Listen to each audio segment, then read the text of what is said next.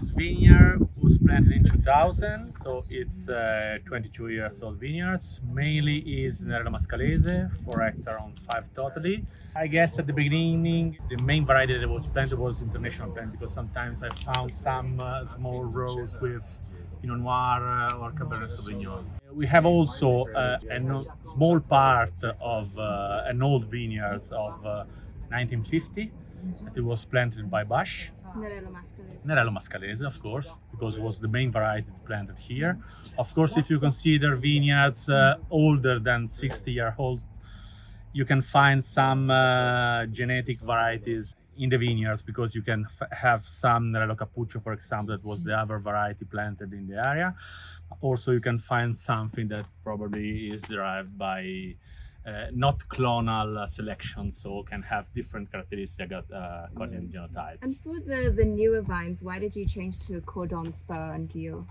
Probably because they wanted a better mechanization. So the Cordon Spur is the one that is more close to the bush, because have anyway the spurs, and so according also the vigor of the plant, it's quite similar. In the 1999, probably with Chardonnay, Cabernet, international variety, changed that from Guyot to Cordon Speronato. But now I think we return. Also, mainly with here was everything by Bash Alberello, that was typical. But of course, with the Bash, you have to make anything by hand. You cannot use mechanization at all. That's why with the row, especially in the 90s, as Ivo said, many growers moved to something in a row.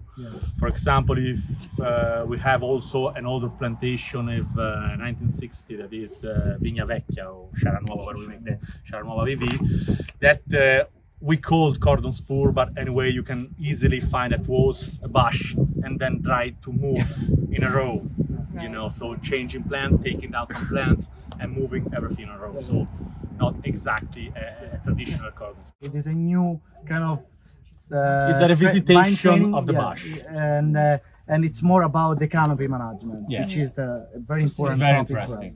I think that we also can say that from the study that we did about the soil, we are in an eruption of 40,000 years ago.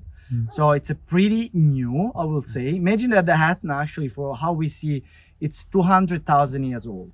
So it's pretty young. Imagine that the rest of the Sicily, that is composed by a neighboring mountain, for example, emerged by the ocean like million years ago. So Etna is a very new area.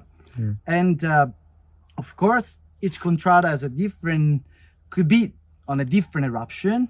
So that means different kind of, not kind of soil, but age of the soil. So, and this makes the difference in terms of proportion, rock and sand. So the older will be the eruption, the more the quantity of the sand and less of the rock. Also something according to the kind of eruption, because sometimes can be more acid or more basic, means flat, no erosion, less sand. It's with air inside, more erosion, so it can be eruptive in a faster way.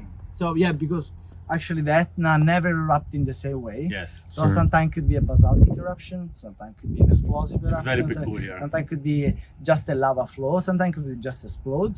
And of course, they make, so organically talking, the material that compose the soil, it's almost the same. So the elements are always the same. But what changes the quantity of the rock and the depth.